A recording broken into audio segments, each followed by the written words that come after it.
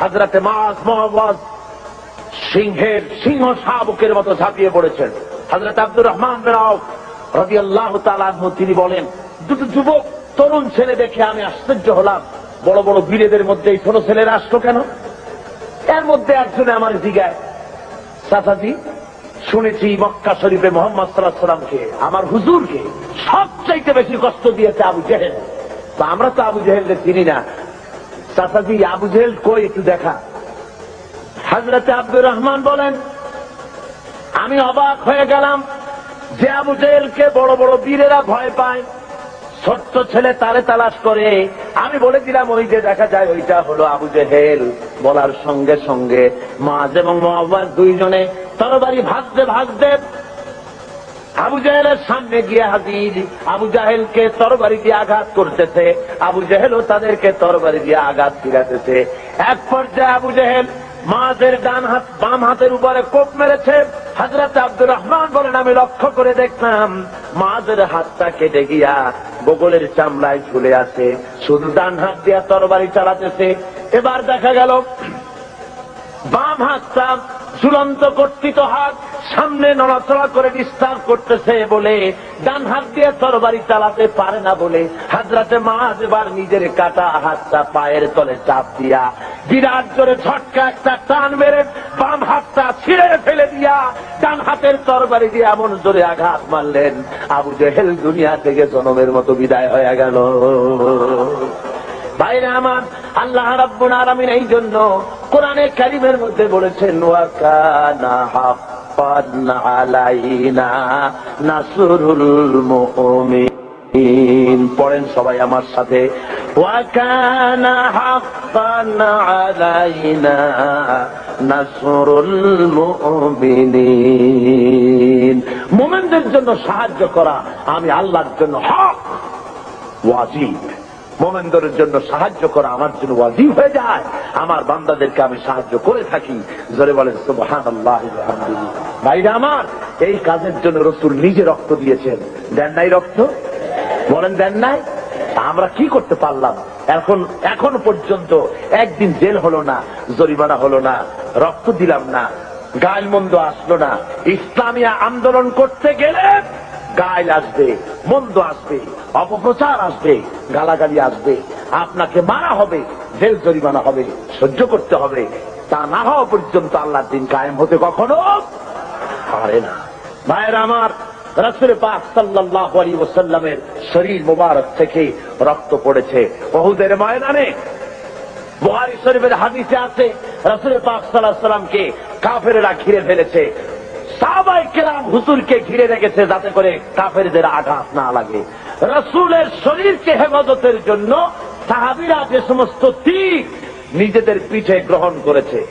জিহাদের পরে দেখা গেছে একা তালহার পিছের মধ্যে রাসূলকে হেফাজত করতে গিয়া 80টা তীর প্রবেশ করেছিল। হযরত রাসূলের দান্দান মোবারক শহীদ হয়ে গেল, কপাল ভেঙে গেল, মাথায় লোহার টুপি পরা ছিল, হেলমেট পরা ছিল, হেলমেট ভেঙে গিয়ে কপালের মধ্যে ঢুকে গেল। নবীজি বেহুশ হয়ে জমিনের উপরে পড়ে গেলেন। খুশে যখন এসেছেন নবীজি তখন কপালের উপরে হাত বুলাইয়া যখন এনেছেন, তাকায় দেখেন হাত দুইটা রক্তে ভরে গেছে। হুজুর তখন বলেন, আহারে এই জমিনের এই এলাকার এই জাতির কল্যাণ কেমন করে হতে পারবে যেই জাতি তার নবীর চেহারা রক্ত দিয়া লাল বানাইয়া দিল। হযরত আলী পানি ঢালেন, হযরত ফাতেমা রাদিয়াল্লাহু তাআলা আনহা নিজের আঁচল দিয়ে ওড়না দিয়ে কোন রকম করে রক্ত বন্ধ করার চেষ্টা করেন, কোন রকমে রক্ত বন্ধ হয় না। হাদিস শরীফে এসেছে এবার হযরত ফাতেমা তিনি চলে গেলেন, আগুন তিনি খেজুরের পাতা দিয়ে বোনানো চাটাই, ওই চাটাই পোড়াইয়া ছাই বানাইয়া হুজুরের কপালের ভিতরে ঢুকাই দিলেন। রক্ত বন্ধ হয়ে গেল, কিন্তু চতুর্দিকে ছড়ায় গেছে আল্লাহর নবী নাই, নবী শহীদ হয়ে গেছেন। মদিনার মানুষেরা পাগলের মতো হয়ে গেল, এতিমের মতো হয়ে দৌড়ানো শুরু করে দিয়েছে। এক বুড়ি শুধু দৌড়ায়, জিজ্ঞেস করেন একজন সাহাবী, দৌড়াও কেন? কয় উহুদে যেতেছি। কয় যায় কোনো লাভ নাই, তোমার যে দুইটা সন্তান জিহাদে এসেছিল দুইটা শহীদ হয়ে গেছে। বুড়ি কান্দে আর বলে, কে শহীদ হয়েছে শুনতে চাই না। ও সাহাবী, বরং তাড়াতাড়ি করে বলো আল্লাহর নবী কেমন আছেন।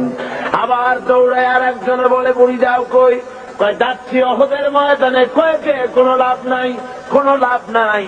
তোমার যে স্বামী এসেছিলেন জিহাদের ময়দানে, তিনিও শহীদ হয়ে গেছেন। মেয়ে লোকটি কাঁদে আর বলেন, ও আল্লাহর নবীর সাহাবী, কে শহীদ হয়ে গেছে শুনতে চাই না, বরং তাড়াতাড়ি করে বলো আল্লাহর নবী কেমন আছেন।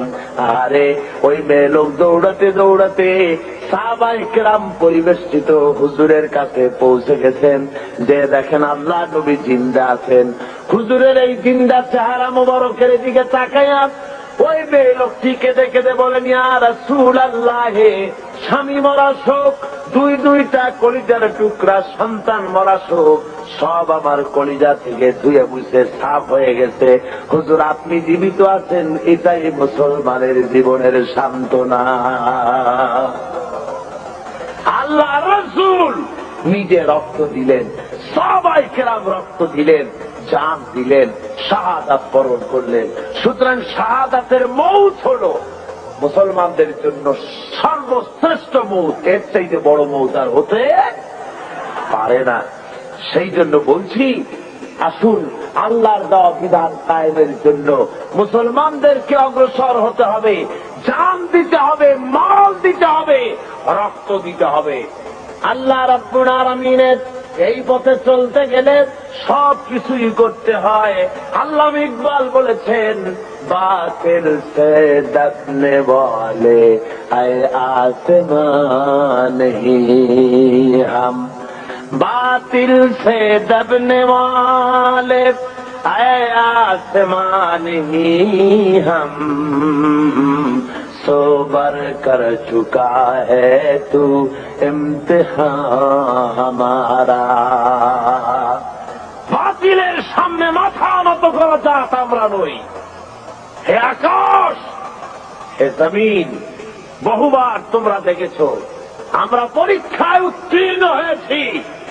মানুষের তৈরি করা আইনের সামনে মাথা নত করি নাই কখনো। যেহেতু আমরা মুসলমান, আমরা বেঁচে থাকলে হব গাজী, মরলে হব কি? বাঁচতে গাজী, মরলে শহীদ। সুতরাং এই শাহাদাতের মৌতি আমাদের তামান্না হওয়া উচিত। হাদিস শরীফে এসেছে, মুসলমানেরা সবসময় সংখ্যায় ছিল কম আর কাফেররা ছিল বেশি। কিন্তু জিতেছে কারা? জিতেছে কারা? এবারও বাংলাদেশের জেহাদে জিতবে কারা? জোরে বলেন, জিতবে কারা? ইনশাআল্লাহ, বলুন ইনশাআল্লাহ। ভাইরা আমার, সরওয়ারে কায়নাত সাল্লাল্লাহু আলাইহি ওয়াসাল্লাম, রোমানদের সাথে লড়াই হবে, রোমানদের সাথে যুদ্ধ হবে। সেই জেহাদের ময়দানে রাসূল সৈন্য রিক্রুট করলেন। ওরা কয় যে ইসলামের রাজনীতি নাই, পাগলের দল। ইসলামের রাজনীতি নাই, ছেলেবেলেরা কলেজে পড়ে, ইউনিভার্সিটিতে পড়ে। আশ্চর্য কথা, নাক ধরে চাপ দিলে এখনো মায়ের দুধ বাইর হবে। কয়েক ইসলামের রাজনীতি নাই, ধর্মান্ধরা নিজেরা রাজনীতি বানাইছে। নাউজুবিল্লাহ। সেদিনের ছেলে এই ধরনের বেয়াদবি কথা বলার সাহস পাও কিন্তু। যে যে জিনিস জানে না তার সে সম্পর্কে কোনো কথা বলা উচিত নয়। রাসূল রাজনীতি করেন নাই তো কি করেছেন? রাসূল কি বৈরাগী ছিলেন? যারা বলেন বৈরাগী ছিলেন, আমার আল্লাহর নবী সেনাপতি ছিলেন, কমান্ডার ইন চিফ। যারা বলেন কি ছিলেন? সেনাপতি। আমার নবী প্রেসিডেন্ট ছিলেন, তো পরিচালনা করেছেন, অর্থনীতি দিয়েছেন, সমাজনীতি দিয়েছেন, সৈন্য রিক্রুট করেছেন, সৈন্য রিক্রুট করেছেন। মোতার প্রান্তরে লড়াই হবে, 1 লক্ষ রোমান সৈন্য, আর মুসলমান মাত্র 3000। মুসলমান মাত্র কত? মাত্র 3000। আমি আরো বলেছি আপনাদেরকে এই হাদিসের এই কাহিনীটা আবারও শোনাতে চাই, ইমানি জজবা বাড়ুক। হযরতে সাদ বিন আবি ওয়াক্কাস রাদিয়াল্লাহু তাআলা আনহু পারস্যের বহরাস নগর অবরোধ করে নদী পাড়ি দিয়ে চলে যাবেন, নদীর উপরে আফ্রিকার ভূখণ্ডে চলে যাবেন ইসলাম প্রচার করার জন্য। 60,000 মুসলমান সাহাবী সাথে। হযরতে সাদ বলছে, মুসলমানেরা, দরিয়া পার হওয়ার কোন ব্যবস্থা নাই, তো এখন তোমরা কি ইসলাম এই পর্যন্ত রাখবা না আফ্রিকাও নিয়ে যাবা? মুসলমানেরা বলল, আপনার যা হুকুম করবেন, ইসলামের আওয়াজকে ছড়িয়ে দেওয়ার জন্য আমরা সে হুকুম মানতে রাজি আছি, আফ্রিকার ভূখণ্ডও যাব। হযরতে সাদ বলেন, তোমরা আমার সঙ্গে তাহলে পড়ো, নাস্তাঈনু বিল্লাহি ওয়া নাতাওয়াক্কালু আলাইহি হাসবুনাল্লাহু নি'মাল ওয়াকিল নি'মাল মাওলা ওয়া নি'মান নাসীর। পড়েন সবাই, নাস্তাঈনু বিল্লাহি ওয়া নাতাওয়াক্কালু আলাইহি হাসবুনাল্লাহু নি'মাল ওয়াকিল নি'মাল মাওলা ওয়া নি'মান নাসীর। হযরতে ইতিহাসের মধ্যে লেখা রয়েছে, হযরতে সাদ রাদিয়াল্লাহু তাআলা আনহু এই কথা বলে নিজের ঘোড়ার পৃষ্ঠে সওয়ার হয়ে দরিয়ার উপরে ঝাঁপায় পড়লেন। পিছনে যত সাহাবী ছিলেন, মুসলমান ছিলেন, সবাই ঝাঁপায় পড়লেন। দরিয়ার ভিতর থেকে তারা পাড়ি দিয়ে ওপরে চলে গেলেন। একটা ঘোড়াও হারায় গেল না, একটা লোকও হারায় গেল না, স্রোতে কাউকে ছেড়ে দিল না। ওপার ওঠার পর সেনাপতি জিজ্ঞেস করেন, ও মুসলমানেরা, কারো কোনো জিনিস হারায় গেছে নাকি? একজন বলল, আমার পানির পেয়ালাটা তুফানের ধাক্কায় কোথায় পড়ে গেছে সেটা তো পেলাম না। হযরতে সাদ বলেন, মুজাহিদের কোন জিনিস কেউ ছিনিয়ে নিতে পারে না, আল্লাহ রাব্বুল আলামিন তোমাকে সেটা ফেরত দিবেন বলে আমি আশা করি। এই কথা তিনি বক্তৃতা করতেছেন, এমন সময় লক্ষ্য করা গেল তুফানের আঘাতে একটি বাটি এসে তাদের সামনে পড়ে গেল। আল্লামা ইকবাল রহমতুল্লাহ আলাইহি এই ঘটনা লিখতে গিয়ে লেখেন, দস্ত দস্ত হ্যায় দরিয়া ভি না ছোড়ে হামনে, দস্ত দস্ত হ্যায় दरिया भी न छोड़े हमने, बहर जुल्मत में दौड़ा दिए घोड़े हमने। প্রান্ত তো প্রান্ত, অন্ধকার ঘোর কৃষ্ণ রজনীতে শ্রাবণের খরস্রোতা নদীর উপরে ঘোড়া দাবড়িয়ে আফ্রিকার ভূখণ্ডে আমরা ইসলামের পতাকা তুলেছি, আমরা সেই মুসলমান। আফ্রিকার গভর্নর গ্রেগরিয়াস মুসলমানদের থাকার জায়গা করে দিলেন পাহাড়ের কাছে, জঙ্গলের কাছে, যাতে করে মরতে সুবিধা হয়। জঙ্গলের ভিতরে বাঘ আছে, সিংহ আছে, মুসলমানদের খাইয়ে ফেলবে, যুদ্ধ করা লাগবে না, বিনা যুদ্ধই কেল্লা পথে, এই চিন্তা করে ওখানে থাকতে দেওয়া। হযরতে সাদ একটা মেম্বার তৈরি করলেন, ওই মেম্বারের উপরে দাঁড়িয়ে জঙ্গলের দিকে লক্ষ্য করে বললেন, সন্ধ্যা কোনায় এসেছে। হযরতে সাদ ঘোষণা করলেন, ইয়া আইয়াতুহাল হাশারাত ওয়াসসিবাউ নাহনু আসহাবু রাসূলুল্লাহ সাল্লাল্লাহু আলাইহি ওয়াসাল্লাম ফাইন্না নাজিলুনা ফামান ওয়াজাদনা বা'দাহু ফারজিউ ফাইন্না নাজিলুনা ফামান ওয়াজাদনা বা'দাহু কাতালনাহু। হযরতে সাদ ঘোষণা করে দিলেন, জঙ্গলের হিংস্র প্রাণীরা, আমরা আল্লাহ রসুল মুহাম্মদ সাল্লাল্লাহু আলাইহি ওয়াসাল্লামের সাহাবী, এখানে আমরা রাত কাটাবো। আমি ঘোষণা দিলাম, যত হিংস্র প্রাণী আসো এই এলাকা থেকে সরে যাও। আমার এই ঘোষণার পরে কোন হিংস্র প্রাণী যদি সামনে পাই, তরবারি দিয়ে তারা ফয়সলা করব। আফ্রিকার জঙ্গলি মানুষেরা মনে করলো, পাগলেরা কয় কি, মানুষের কথা কি জঙ্গলি প্রাণীরা শোনে নাকি? ইতিহাস সাক্ষী দেবে কিয়ামত পর্যন্ত। হযরত সাদের এই ঘোষণার সঙ্গে সঙ্গে দেখা গেল সিংহের লাইনে সিংহ, বাঘের লাইনে বাঘ, সাপের লাইনে সাপ, যার যার ডিম আর বাচ্চা মুখে নিয়া মিলিটারি লাইনের মতো ফলিন হয়ে সব এই এলাকা ছেড়ে অন্যত্র চলে গিয়েছে। মুসলমান, আমরা সেই জাতি যারা এই পৃথিবীর বুকে আল্লাহর দেওয়া বিধান কায়েমের জন্য যারা ময়দানে কাজ করেছে। আল্লামা ইকবাল কি সুন্দর করে বলছেন, খিয়াবা মে মুন্তজর থে লালা কব সে, খিয়াবা মে মুন্তজর থে লালা কব সে, কবা চাহিয়ে ইসকো খুনে আরব সে। সেই কবে থেকে ফুলের কড়িটা প্রস্ফুটিত হওয়ার অপেক্ষায় প্রতীক্ষামান। কবে থেকে অপেক্ষা করতেছে, একটু বাতাসের ধাক্কা লাগবে আর ফুলের কুড়িটা ফুলে যাবে। তো ফুলের কুড়ি ফোটার জন্য খিয়াবানে মুন্তজর থে লালা কবসে, কখন থেকে সে অপেক্ষা করছে, নসিমা অর্থাৎ সকালের ভোরের বায়ু ধাক্কা লাগবে আর কুড়ি থেকে ফুলটা বেরিয়ে আসবে।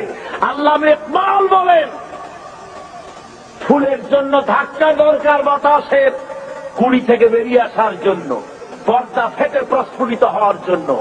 আমি মুসলমান আল্লাহর ফুল, আমাকে প্রস্ফুটিত হওয়ার জন্য ভোরের বাতাসের দরকার নাই।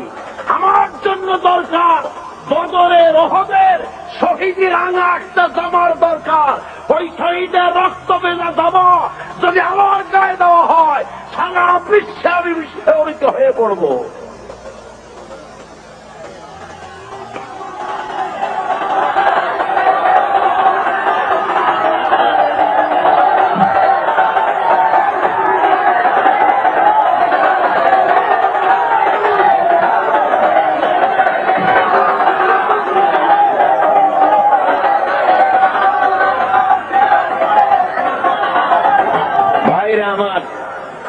এই জন্য আজকে মুসলমানদের সামনে ইতিহাস পড়ে আছে, কোন ভয় নাই। নারীর সতীত্বের হেফাজতের জন্য, নারীর নির্যাতন থেকে নারীকে বাঁচাবার জন্য, শ্রমিকের অধিকার ফিরিয়ে দেওয়ার জন্য, দুঃখ দারিদ্র দূর করার জন্য, সমাজে আল্লাহর দেওয়া বিধান প্রতিষ্ঠার জন্য একটাই পথ, সে পথ হল ইসলাম কায়েম করা। কি পথ?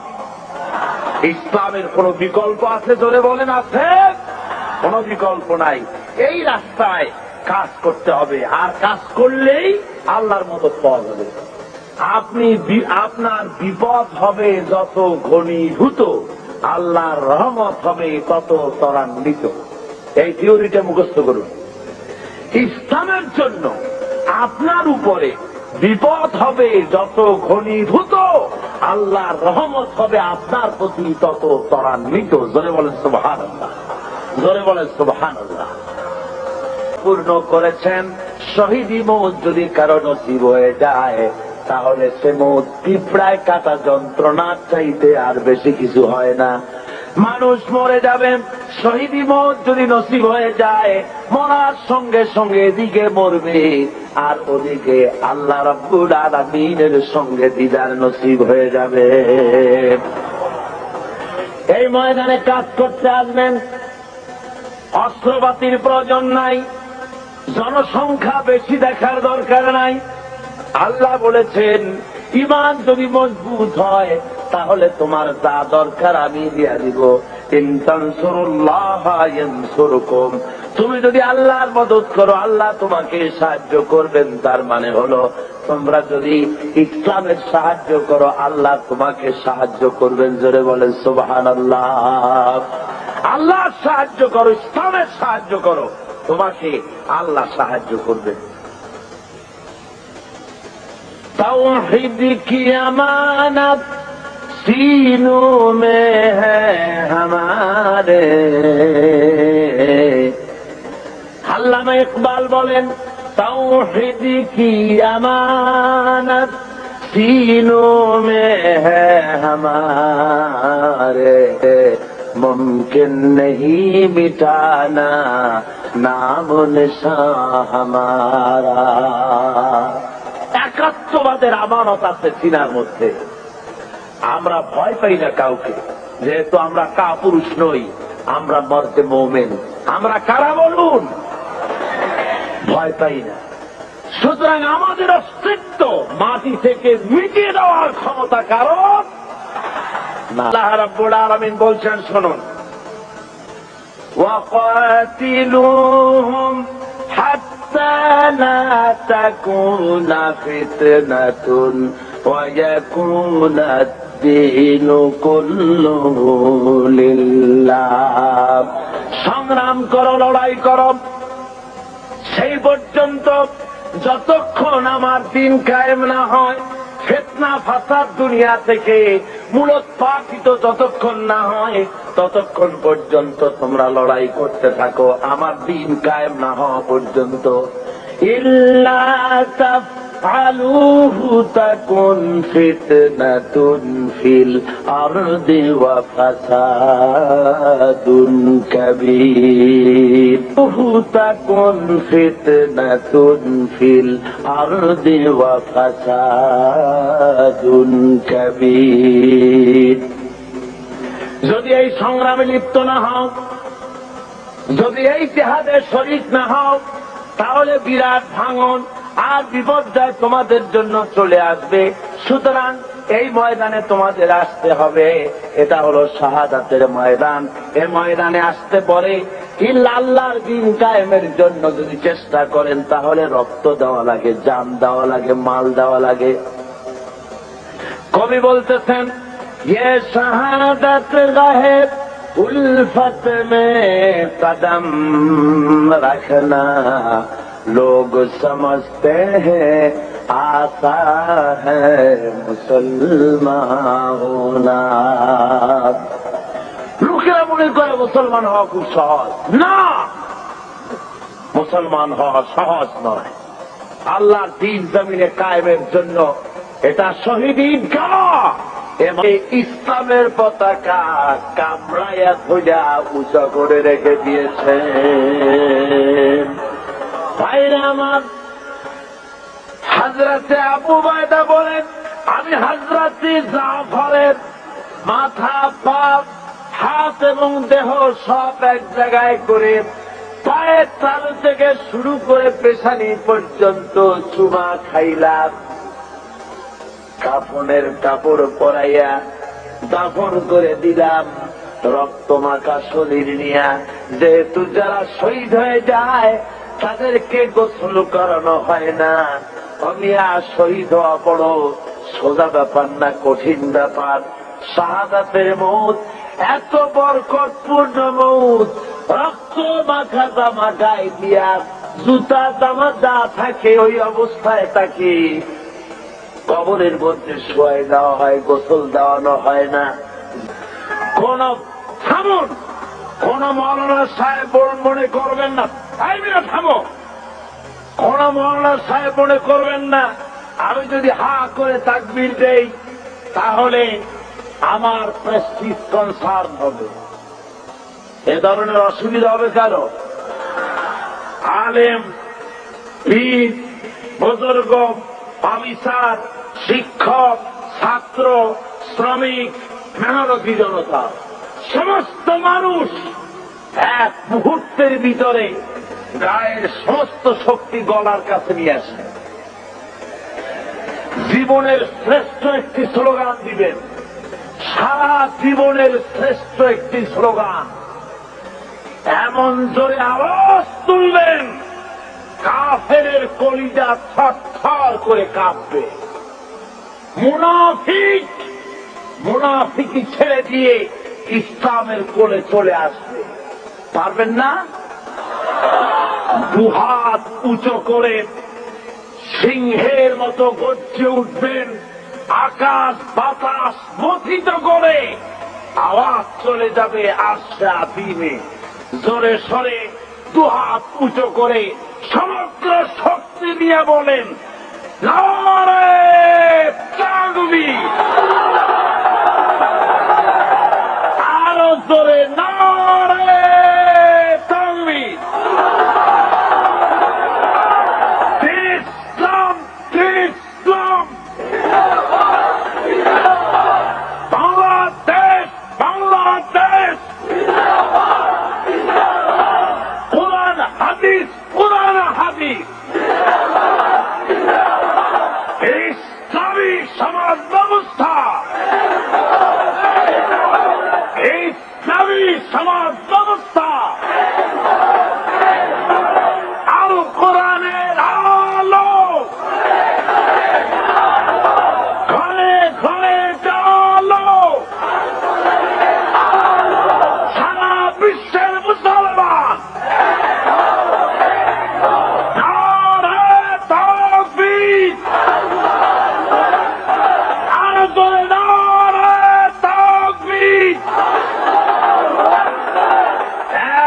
মুহূর্তে বসে পড়ুন, 1 সেকেন্ডের ভিতরে বসে পড়ুন। জোরে জিকির করেন লা ইলাহা ইল্লাল্লাহ।